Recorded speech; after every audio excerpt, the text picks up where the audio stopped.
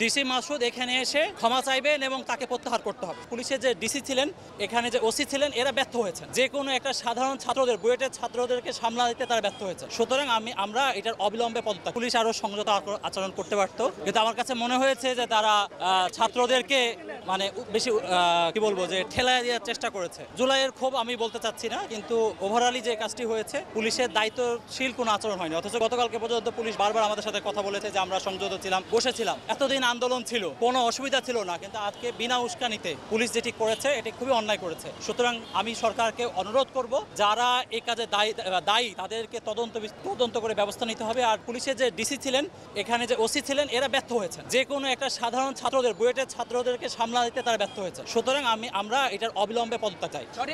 আর উপদেষ্টাদের এখানে এসে বলতে হবে,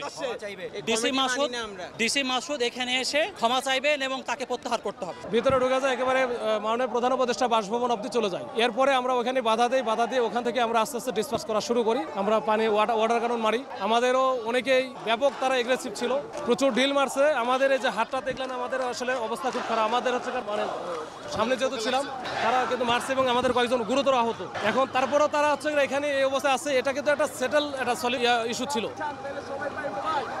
সচিবালয় থেকে ওখানে মাননীয় উপদেষ্টা, 3 জন উপদেষ্টা এটা নিয়ে কনসার্ন আছে, তারা এটা কাজ করতেছে এবং ওইটার ভিসি স্যার, প্রক্টর মহোদয় সবার সাথে কথা বলে তারা কিন্তু একটা ডিক্লারেশন দিচ্ছে যে একটা বিশেষজ্ঞ প্যানেল বা কমিটি করে এটা সমাধান করবে। কিন্তু তারপরও তারা এই কাজটা করলো যে যৌন অভিমুখে চলে গেল। এই জন্য আমাদের ডিসপাস করা লাগছে। এইটুকু। এখনকার অবস্থানটা কি? এখন তো ওনারা সড়ক বন্ধ করে আছে, রাস্তায় যানজট।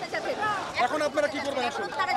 এখন তারা মেইন সড়কে, এখন আমাদের যেখানে এখন তো সড়কে আসলে আমাদের ব্লকের বাইরে, যেহেতু আমরা ওই জন্য খুব বেশি আর কিছু করতে চাই না। তারা থাকে, দেখি কি হয়।